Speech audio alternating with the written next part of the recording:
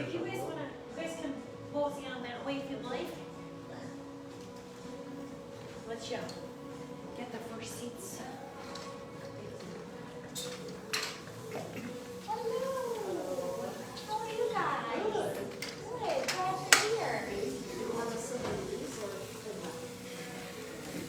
The folding chair, I would fit better. Hi, welcome. Hi. I would suggest you sit here for viewing. The rest of our workshop. Oh, okay. And on the back side too is to share the gift. So if you know anybody else you want to share it with.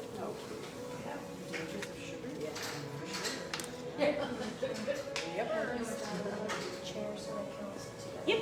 Yep. I sure can. Just sit here. Look at all these. Oh. Sit and all the time. Welcome. We'll get one more chair here for you. Thanks. Come on in. Thanks for coming.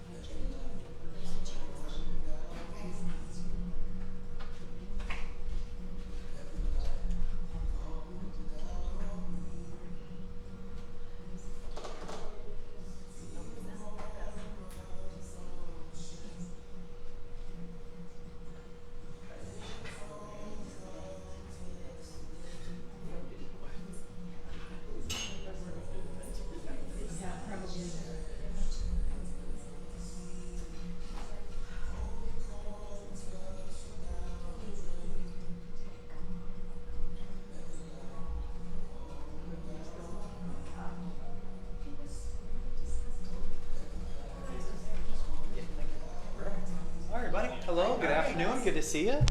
Can everybody see you okay? Feel free to move chairs around or whatever. Everybody okay back there? Sounds good. So we'll go ahead and get started. It should be on already, right? Yeah, okay, sounds good. Oh, sounds good. All right, perfect. Who's ready to learn a little something, hopefully? Yes. Yeah, good, perfect. It's always good to learn a little something, right? Perfect. And Kelly, if you could turn the music off. Cool. So there's martial arts upstairs, so if you hear some noises, that's what that is. Everything's all right. Okay. Hello, grab a chair. So what I decided to do, so a lot of this I'll just do here. I'm going to do a little bit online, just so people can get a little information, but then, yeah, I'll answer any questions that anybody wants to later on, that kind of stuff. So this is one of those things, we do a lot of workshops because we want to really educate people about health, their bodies, and what they can do about it. Now, so often that people are told, hey, there's nothing you can do because of X, Y, Z. It's like, well, not really. We're in more control of our health than we're often given credit for. So we're going to talk about this. The goal is, cold and flu season, those types of things. So yeah, it gets a little bit loud. They're warming up right now. So we're going to talk about how do you maximize your neuroimmune response. So when I say neuroimmune response, what do you think about that? Neuro, brain, right? So why don't we call it the neuroimmune response? Or why do people just call it a digestive system? So this is one of the things I'm going to challenge you to think a little bit. So whenever I do any kind of speaking things, I want to encourage people to think for themselves. Because I think all of us have been to an event before, we learn some stuff, and then you forget it, right? So one of those things, I want you to take some information home, even if you can take 1 or 2 bits of information and use that, because I want you to think. Because otherwise, I could just tell jokes, and that's not going to be fun, but I want you to be something that you can take some information home with. So in that concept, when somebody says, hey, my digestive system's not working, we think about something. But realistically, and this might sound weird, if I take my colon out and my stomach and everything else and I set it on the ground, how long is it going to work for? No. It's not. Why not? Because it's not connected to. So the digestive system doesn't work unless it's connected to the brain. The immune system doesn't work unless it's connected to the brain. The reproductive system doesn't work unless it's connected to the brain. You get the concept of that. So it's one of those things we're trying to really educate people on different thought processes, because the whole concept, if you do the same thing over and over again and expecting a different result, the whole insanity thing. We want to really educate people so they have control of their health in ways that they want to. So we're going to talk about that a lot, but it's the neuroimmune system, right? It's not so much the digestive system or things that aren't connected. It's all connected together. Hopefully I don't screw something up. So we do a lot of workshops, and here's a couple. We have some like a printed thing if you want to grab some home. Maybe you have it already, but we're doing one about the hidden dangers of sugar. That's coming up on October 7th. We're going to talk about neuropathy, strategies for daily life, for people with numbness, tingling, those types of things. You see that more and more on TV and advertisement. There's other ways that we can look at neuropathies, right? That's November. Sleep is in December. But all those things are important. And again, we do a lot of those things on Facebook Live as well. But when we look at how we'll talk about some things later, and we'll kind of dive as deep as you want to about the neuroimmune system tonight, then we'll turn that off of Facebook Live. So getting to this thing, I want people to think for themselves. And this is one of the coolest things. So Dr. Palmer was the guy that started chiropractic. And the reason he did is this is kind of paraphrased, but he said, I desire to know why one person was ailing and his associate eating at the same table, working in the same shop, at the same bench was not. Well, why? What difference was there in these two people that caused one of them to have all these problems and the other partner was escaped? So that's kind of how this whole concept of chiropractic and health even started back in the mid 1890s of how are these people that live together and work together, why is one sick, why is one not? Because it can't be the food if they're eating the same thing, right? Maybe it's not the environment altogether, right? Well, what is the difference? And all gets back to some of the stuff we've talked about before. So again, my goal is to challenge people to think outside the box of what we're taught on TV and the news and all those different types of things overall. So to that point, so as an example, anybody have a garden here? Some of us do, I do, yeah, it's awesome. It's a lot of work, but it's worth it. So if I take a tomato seed, or name any seed, and I put it on this table right here. I do it in springtime, late spring, whatever, and I water it, talk real nice to it, sleep right next to it, hey, you doing okay, right? Will that grow? Why not? Needs some dirt or soil. I say dirt. My daughter says, don't say dirt. It's dirt. But you're right, it won't grow. So if the seed is what causes something to grow, it should happen 100% of the time, right? Does that make sense, though, from that concept that people talk about? if the seed was the only scenario, but no, you need to have the right environment. You need to have soil or dirt. You need to have water, nutrition, sunlight to make something grow. Everybody with me so far? Because we're going to come back to that. So what's the difference here in those two people that allow viruses or bacteria or things to grow or not? Everybody's different, right? So getting back to this thing, the human body's made to adapt to the environment. When it loses the ability to adapt, it fails, right? And this isn't a dig on any individual person or whatever. It's just how we are as humans, right? I would say innately we're made wonderfully. The key is, what do we do to ourselves? And some of it's not even to ourselves. When we're kids, we don't know what's going on. Things happen to us, whatever. But what are we doing that either promotes health or takes us away from health? Because this is one of those things that people talk about, and sometimes people get a little convoluted in the details. Everything we do in life, me included, either helps my health or it takes it away. Does that make sense to everybody? If I choose to eat something not healthy, because it's a choice of mine, does that go toward health or take me away from it?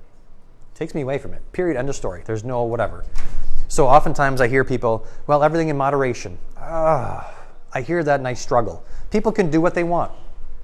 People can do whatever they want. Makes no difference to me. No skin off my back. But I always want to encourage people, you're either going this direction or that direction. There's no such thing as staying in the middle. Again, that's no offense to anybody, right? So everything we do in life is a decision of what do we want ourselves to look like 1, 5, 10, 20, however many years down the road, right? But again, the human body is made to adapt to the environment all the time. So as an example of that, right?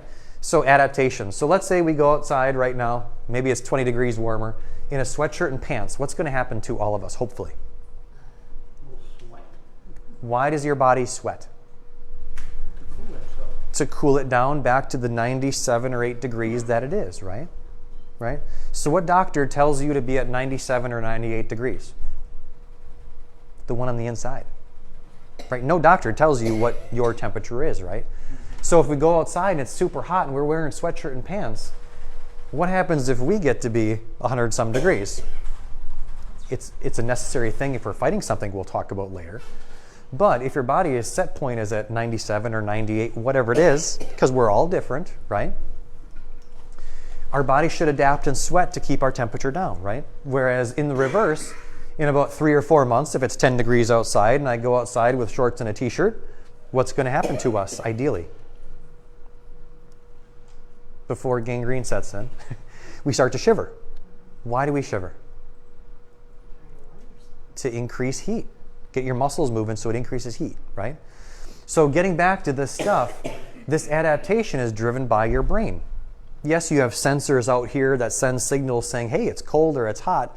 Hey, figure it out. Talks to your hypothalamus, the temperature, blah, blah, blah, blah, blah. Nobody cares about details of that. But the key is your body should adapt. If it's hot outside and you don't sweat, heat stroke, heat exhaustion, that's not a good day. That's not a good anything because it now affects your brain and everything else. So if there's a tiger that chases you, what happens to your heart rate? Goes up, fight or flight. If there's something attacking you and your heart rate doesn't go up, that's not good. You could have a heart attack or whatever the case is, or you're just going to be eaten by a tiger, right? So it's a matter of getting people outside the box and thinking differently. So what happens when your body recognizes something inside your body that doesn't belong? Does your body just say, hey, there's a bacteria or virus in there? Or does it say, hey, you don't belong here. Let's do something about it. Right? What doctor tells you to do that? It's the one on the inside of us. Yeah, we call it your innate intelligence, but it's the doctor on the inside that should adapt to all these things. And as long as our birth, infancy, childhood is appropriate, our neuroimmune system adapts and gets really strong really quick with all the right things because that's how we're, I hate to say programmed, but innately that's how our body develops. Everything should be really well. Unfortunately, based upon going toward health or away from it, if we don't do all the appropriate things, yeah, your body can be at a less efficient percentage of how function should be. Everybody following me so far? Any questions so far? And if there's any questions online too, for the first part, we'll answer that. So with all these different types of things, if I can get this, I'm pretty notorious for screwing this up, so I apologize if I do. There we go, good.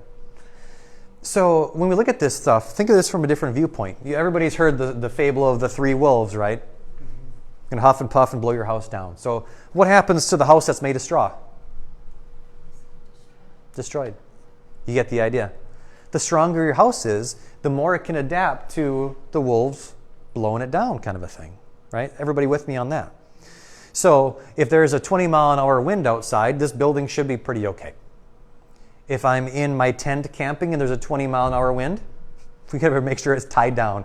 If there's a 60-mile-an-hour wind, that tent's gonna fly away, maybe with us in it, right? So when we look at the flu and cold season, all these different types of things, it's the exact same. The stronger your house is, it's not gonna be blown over by a small little thing. And yes, that might make people upset when I hear that, so that's why later when we talk about maybe some other things, we turn that off. But at the end of the day, I think we're focused on the wrong things when it comes to our healthcare system.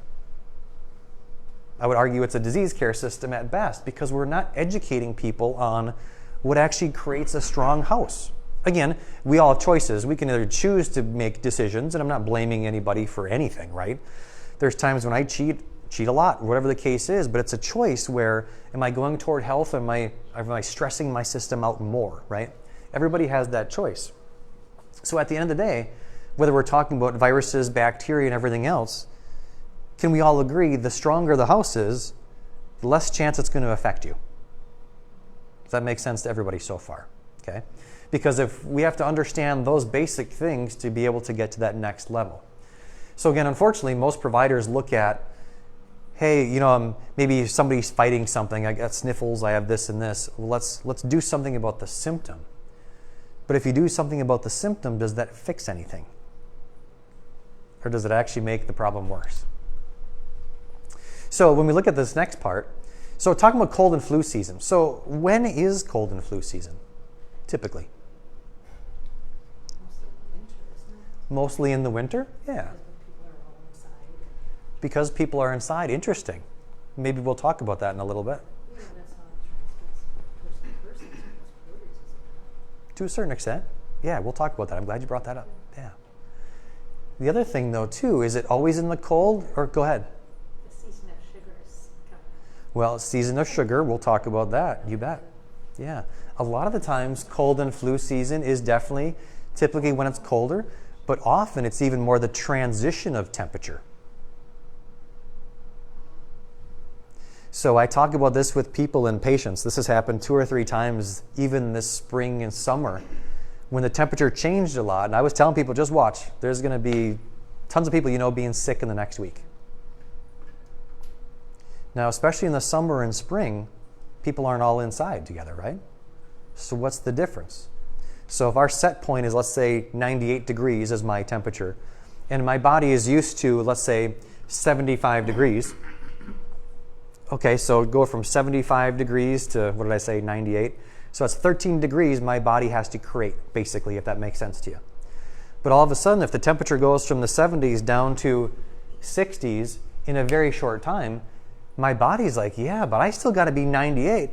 So all of a sudden, I got to rev the engine up. I got to now do 15 more degrees in my body, so all of my energy is now going toward that. So where's the energy not going into my body? To my neuro-immune system, maybe my digestive system and all that types of stuff. So historically, when you look at cold and flu season, it's typically sometimes in the winter, but often when the temperatures change, because it's one more stress on your system. Does that make sense to everybody?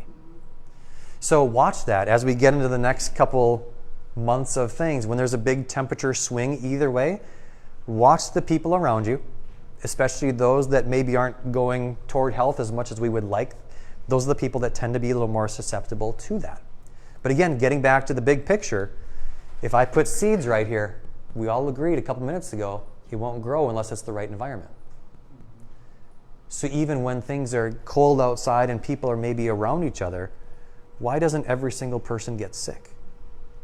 Because everybody has a different type of house. Correct.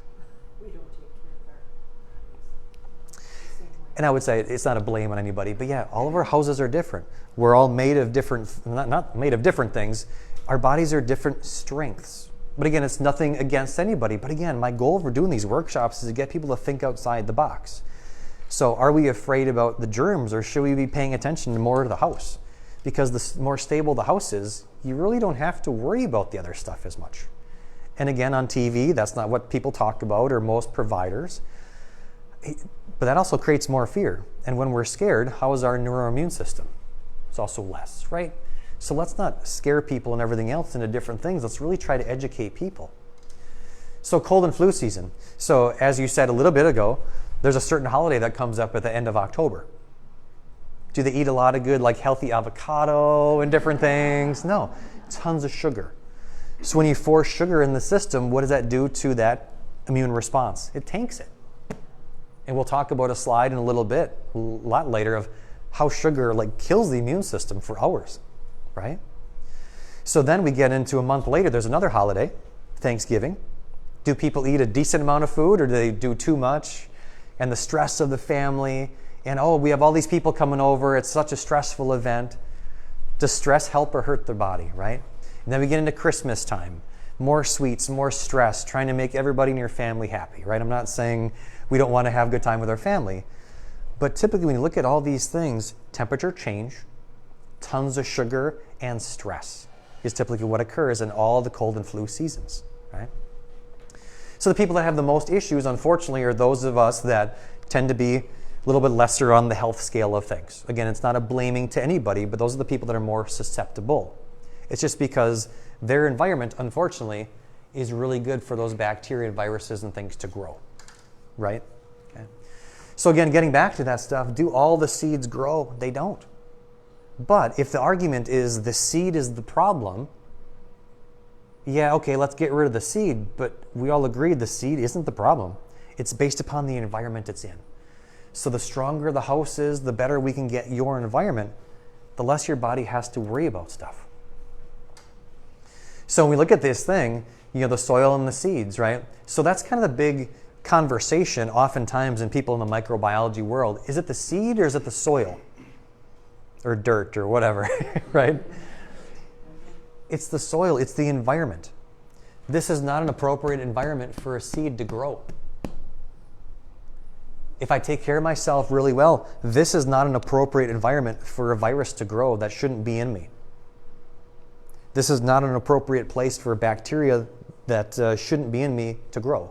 Now, do we all have billions of bacteria in our body? 100%. That's how we help digest food and all those kind of things.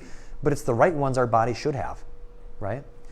So when we look at this stuff, it's always the concept of the soil is the key. But the more on TV, unfortunately, we talk about the seed, the seed, the seed, the seed, we're missing the boat on what health really is. Does that make sense to everybody? Did you learn one thing so far tonight? Hopefully. But take that with you. The seed is never the issue. It's always the soil. So that's when we talk about the germ theory, right? You've heard that before. You've heard the germ theory before, everybody, I would assume, maybe. The concept is the germ or the seed is the cause of all disease, right? Why is it still a theory after 150, 200 years? It's not proven. Unfortunately, everybody's heard of scurvy before, right? How do you fix scurvy? Vitamin C. Yeah. So scurvy is a vitamin C deficiency. It was really often in sailors and things. Historically, if I'm correct on that, I apologize, but that's the basics of it. But yeah, it's a vitamin C deficiency. Any idea how long it took for people to actually all agree that that was the key? I think it was about 200 years. For people to agree, hey, you know what? When you're going across this big ocean on a ship, maybe we should try to have a little citrus so it doesn't go bad, obviously, but have some citrus. And amazingly, these people don't suffer with these crazy things. But it took like 2 centuries for people to agree upon that. Unfortunately, it takes a long time for people to get out of their own way to figure out germs aren't the key. Germs are a thing, but again, the stronger our house is, there's less to worry about, right? So this is the interesting thing. There was a guy by the name of Dr. Claude Bernard. Oh yeah, sorry, go ahead. Was the citrus helping with absorption? It was the vitamin C. Because when you don't have vitamin C, Yeah, but the citrus and the vitamin C, is that what helped with absorption of the different things that they needed for the scurvy? Is that The scurvy is actually just vitamin C that they didn't have. And like fruit and those kind of things has the vitamin C in it. The citrus, Yes. Yeah. So the absorption, they just weren't having any citrus at all or anything with vitamin C, and that's where the problem came into play. Yeah, good question. Yeah. Other questions? But again, it's just getting that concept of something that we think is so simple that took that long for people to believe in, right? So Dr. Claude Bernard, he was a physiologist long time ago, and probably none of you have ever heard of him before, right? Okay. So he was a guy a long time ago that talked about stuff, and he kind of made the concept, the microbe is really not the key, the terrain is everything. That's what he kind of talked about forever and forever. It's not the seed, it's the environment. Because I don't care what it is, if your body's environment is strong enough, it can handle things and kill things. Or if it's not strong enough to fully kill it right away, okay, you deal with something for a couple days and then you move on, right? Your body gets stronger from that. He had a predecessor person underneath him, or a student. His name is Pasteur. Ever hear of him? Pasteurization.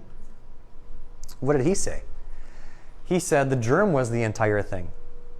The whole concept of your environment being key, that's just garbage. No, it's the germ, it's the germ, it's the germ, it's the germ, it's the germ, it's the germ.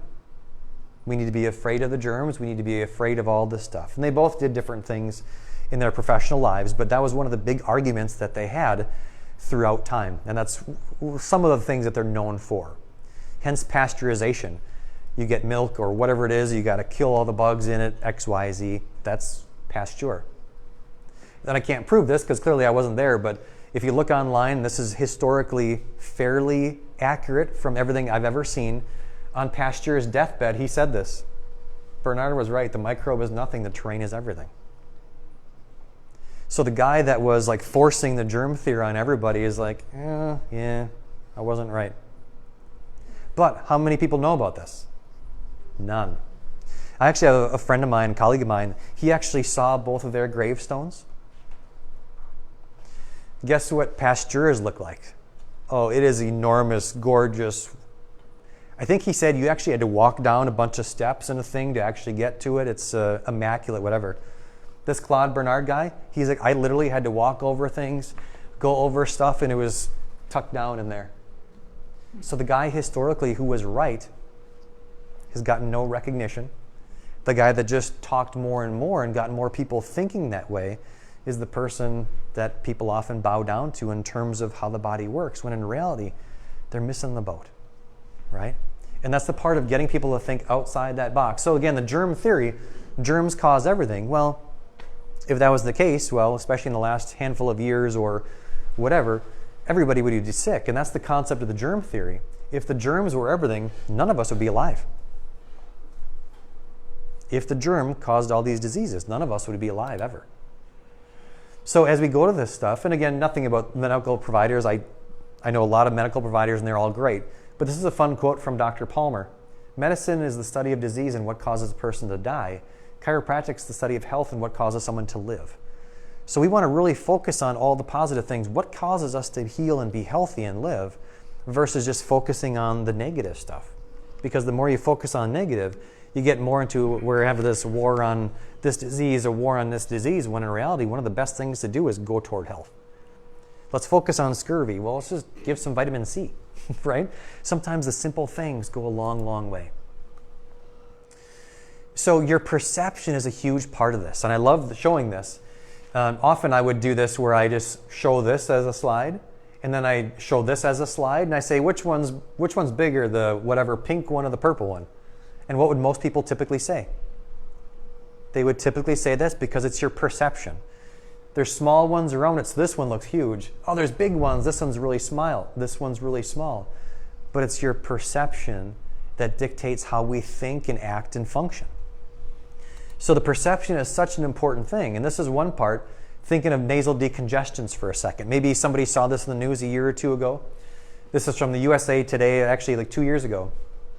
The popular nasal decongestant that's in all the medications actually doesn't do anything for congestion. Maybe based upon your faces, maybe you've not seen this. So the main ingredient in all those decongestants they showed a couple years ago actually doesn't do a darn thing. So we should probably take a year or two to get them out of all the decongestants. So what are we selling this product for if it's not even doing, why wasn't it proven to actually do it from the begin with, right? So our perception of what is actually accurate really drives us to do different things. And it's scary sometimes when you see this stuff. So oftentimes I'll take screenshots or I'll take pictures if I see things on the news because 5 or 10 years later, hey, remember when people were talking about this, how crazy they said I was? I'm like, here, this is the proof behind the pudding, right? So your perception is everything. And it's okay not to just believe things. And that's the part, anytime I say something to people, feel free to ask questions. Feel free to look it up. I've had a lot of patients in the past say, just so you know, you're not going to like taking care of me. And I'm like, why? I look things up online. It's me. Great. I'm a major researcher. And that's fine. I want people to look and be accurate and curious. Because I'm like, well, that's a good thing, I think. Because if you say something to me, I might say, hey, that's great that you're learning this. Can I give a recommendation? Maybe look down this path as well, just to get people to see sides of things, right? But they're like, oh, wow, really? I'm like, yeah, I'm fine with people looking things up. Well, I said that to Dr. So-and-so, and he or she was like, wow, I'm like, well, you should fire that doctor then. Find someone that wants to work with you, right? So this is just one example of things. So if someone has an ankle sprain, what are you supposed to do? I'll just give this example and move on. Okay, ice it, elevate, compress, and rest it. Do you think that's still what people should do? Well, RICE is the thing. Rest, ice, compress, elevate. That was by some guy back in the 80s. He said this. He refuted that back in, like, it was 2016. I took the slide out, but it was actually the research study from him basically saying, yeah, that was wrong. But all of us still think that's accurate, right? So yeah, the best way to keep re-injuring an ankle is to rest it, ice it, compress it, elevate. That's the best way to keep causing problems. Even though for about 2 decades, that's what everybody was saying you should do. But again, when we start to understand health, that's one of the worst things you could ever do. And anybody that thought that that was the right thing, someone like me would be like, well, why are you doing that? You got to keep things moving, right? If it's broken, that's a different conversation, but not a ton different, right? So our perceptions drive us to act certain ways. So when we look at all these things, so what are some things you do to avoid the cold and the flu? So what are some things you would do? You can wash your hands, okay. What else? You can or you should. Interesting. What did I say? You can. Uh-huh. Yeah. Did I say you should? But there's a reason why I don't go to some doctors because I don't think they wash their hands often enough. Sure, yeah. Yeah, it's interesting. And it gets to the root cause of what our belief systems are, how strong we are on that, right? So just like we talked about before, the germs aren't the thing. As long as your house is really solid, that's great. And what I openly tell people, if I'm taking care of somebody and they're feeling under the weather or they're sick, I say, hey, as long as it's not like tons of diarrhea or vomiting, I'd like you to come in here. I want to do things to help your body function at a higher level. And then people will say, well, I don't want to get you sick. You won't get me sick. It's my environment, my house. I'm not worried about that. So those are the things. It's hard to get people to think that strongly and have that kind of conviction.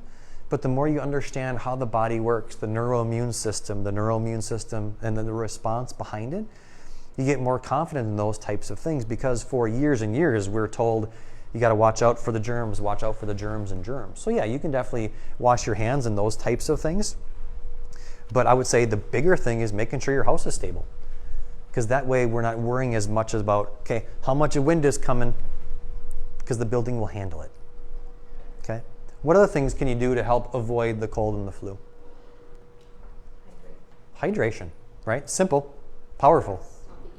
Rest, sleep, right? The simple things. Right? We could talk to a 15-year-old and a kid would probably answer this. Okay, be happy, exercise, sleep. They'd probably say nutrition.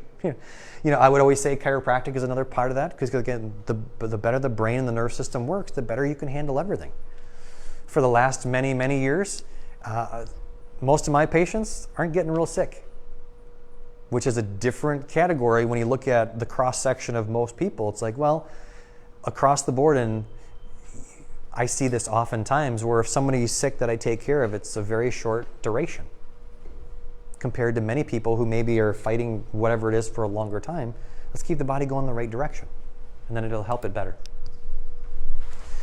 So some of the things we talk about, we do a lot of workshops. We talk about stress management. We often have a workshop on holiday stress. I don't think we're doing that necessarily, but we teach people what exercise, how to take care of your body, right? Remove the nutrition, the chemical, toxin stuff from your stress. But when you look at health, it's all a matter of going toward that health, because the more stable our body is, the better our house is, the more we can handle anything, any cold, virus, flu, bacteria, parasite, all those kind of things together, right? So when we look at all these kind of things, I kind of remind people, keep it simple. And I love this little chart. This is actually back from the early 1900s. You're probably not going to read many of it, but this is more of a chiropractic specific thing. But this is the normal that I would argue we all kind of want to live at. So if somebody's got a blue Monday, or they overate and their body's not 100%, right? There's some worry, they're overworking, not enough rest, all those kind of things. But unfortunately, we live in a world where often many of us are, maybe I'm not feeling great, maybe I'm feeling worse. Oh, I feel better, I must be okay. Maybe I'm starting to decline a little bit, but I feel better. Oh, now I'm much worse. Oh, it's better again. And then things get serious, and that's typically where people start to do something different for their lives, right? And that's, no offense to people, but often when I start to see people more in my office, it's not so much when things are brand new as much as, hey, I'm suffering with whatever it is for a while, what do we do? So at the end of the day, we look at, what are we doing to get back to this quote-unquote normal health line? Because I would argue that's the baseline for all of us, right? So what can we do to help people toward that? And it gets back to the basics of the things we just talked about. So here's some 10 simple things, but getting checked and adjusted as needed. Because like we just talked about, it's a neuroimmune response. If I cut myself right here, and this is an interesting thing, not to go into details, but let's say I cut myself and I'm bleeding there. Yeah, let's wash it off. You can do those things. You can put a Band-Aid on it, but the Band-Aid doesn't heal anything. It's a reminder of that the body heals that. The next part I would say is, why is it important to have a nerve system that works? Because, well, the C6 nerve from my neck goes to this part of my skin. If that nerve signal to this isn't working appropriately, it's really easy to understand, maybe I'm not going to heal as well there as I should if the nerve irritation is caused from that area to that. If that makes sense to people, right? So making sure the body's clear on that stuff. Eating well, organic, fruits, lean meats. Again, these are all fairly simple things, but it's a reminder how simple a lot of the stuff often is. Eating garlic, green tea, sleep, avoid excessive alcohol, stress, supplementation we'll talk about in a little bit, but fresh air and exercise, all the simple things. Even hospitals back in the day with pneumonia and things, tuberculosis, they used to put people outside. Do you know that? They used to put people out in the sun because ultraviolet sunlight is a good thing for people, right? Oftentimes we're told to be afraid of it. That's a different conversation with more details, but at the end of the day, we got to get back to the basics. We'll bypass a lot of these things.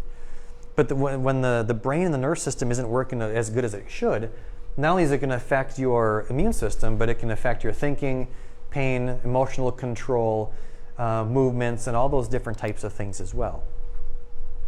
So at the end of the day, when we look at all that stuff, it affects the inflammation as well. So we have to focus on the things that you can control, right? We live in a world, there's a lot of things that are going on every single day for all of us, right? We all have piles of things that we have to do every single day. We have to control what you can, right? But that's a big part, especially with the holidays that are starting to come up soon. So here's some basic little things, and this is a very detailed list of things, but here's some basic things that I would definitely recommend, especially about 5 years ago when people had more of a sickness. These are some of the things we had. But turmeric is such a great thing, and not just the seasoning, it needs to be the turmeric that you actually can absorb. The omega-3s, vitamin D3, D3 with K2, echinacea premium, probiotics, some different immune supports, zinc, some of the children's immune things can be really good as well. It's got... What is that K2? Yeah. Vitamin K2. Yeah. Is that vitamin D3 with Yep. vitamin K? Yeah, vitamin D should always be with K2. Sometimes it's calcium too. I just didn't know. Yeah, so vitamin D has to be with K2. You're good, I'll check on you in a second. So when you have vitamin D, if you're on higher levels, if you don't have K2 in it, it's actually going to take calcium out of your bone and put it in your blood vessels. That's why any good brand will have vitamin D3 with K2. I've known about that probably for, I'm going to guess 15, 18 years. So that should be known by other types of people. If somebody's on blood thinners, that's the only time they cannot do K2, but then I would argue you should not be on high doses of vitamin D then. Yeah, because that could be detrimental to your health, causing atherosclerosis. Question? You said turmeric not as a seasoning? You can definitely use it. Absolutely. It's a great thing to use. Supplement? Yeah. For people that need the extra support. Because turmeric is good, but inflammation, everything. There's so many things that the curcuminoids do that are so good for the body. It's such a great thing. But you don't absorb very much of it when you have the seasonings. And that's the interesting thing. I'm sorry? Not if I use a lot, It's not a bad thing. You can put in there as much as you want. That's one of those things, one of the products we use. So it's kind of like the example of, I use the example of potatoes. Everybody's seen a potato plant before? The green on the top, potatoes are underneath. So if I come over for dinner some night and I say, I'm going to bring potatoes, and I bring the greens, what are you going to say to me? It's a potato. So when people talk about turmeric or vitamin C or whatever, you have to know where they're getting it from, because they can say this is turmeric or this is potato, but unless you get it out of the herb/plant the correct way, it's not even very available for your body. So that's a big part of how those things work. Good question on that. Turmeric, like more of a spicy tasting? Yeah, yeah. I just don't understand how, with it being so spicy, how that can reduce inflammation. Oh, you think it's spicy? I put it in my roast. Some people think it's a little spicy. I think of it as more like a dirt flavor, kind of, personally, but I don't even taste it. yeah, I yeah, wasn't so into it. yeah, Bruce takes it and I can't. yeah. Could be a couple different things on that. But yeah, as a general, it's not very strong for most people. I've never heard of anybody saying that's a really strong thing, but everybody's a little bit different on those things. Yeah, Is there a reason you have probiotic in the evening? yeah. I'm a big fan of doing probiotics at nighttime before bed. I want you to put it in there. I want it to make babies overnight. Yeah. I usually take mine with supplements in the morning at night. It's like, Yeah. I've not seen actually research proving what I just said, but it just makes sense to me. Otherwise, you're eating with food, and I don't know. I want it to be more effective and efficient. Yeah. Yeah. And then the next part too, for people that need more, like for people that are under a lot of things, andrographis is a really great thing. There's other things we can go through if people have actual questions down the road, but there's so many things you can do from the herbal side to not just change a symptom, but to actually fix the underlying problem and actually feed the neuroimmune system. I'm curious, what is that? Andrographis. It's a really great herb. Yeah. If people that I'm seeing have a lot of problems and they can't get over something, that's a really strong herb that helps feed their immune system. Yeah. And that's the thing. It kills a little bit, but also feeds the immune system. So there's so many things when you look at how the body works. If you treat things and care for things appropriately, you're not causing damage to other stuff as well. What do you mean by kills things? Like germs? Is that what you mean? I'm sorry? You said it kills some things, but it's beneficial to your immune system? What do you mean? Oh, it can be, it's a little bit of antiviral, antibacterial, but it also does support normal functioning. Compared to many things that are out there, again, there's a time and place for antibiotics, I get that, but it needs to be a bacteria thing, not a virus thing, because it causes more damage. But that's the part, there's so much side effect damage to those things, and that's one of the reasons that we have a lot of other challenges with the system. Yeah. So just kind of going through, there's so many other natural things you can do if somebody's really in the throes of stuff. I'm a big fan of using a full spectrum sauna as well. We have that in the lower level. Such a great thing to help support natural functioning of your body. So as we dig a little deeper, we'll turn this off here. Anybody had questions at all? Okay, sounds good. So we look at this stuff. Peggy, Margaret. Oh, sorry, we won't do that. Good, Sandy. Nice to see you. Lisa, good. Hank, Diane, Lori. Awesome. Jenny, good to see you. All right, so we're going to turn this off, but if you have any questions when we're here, let us know. Bye, everybody.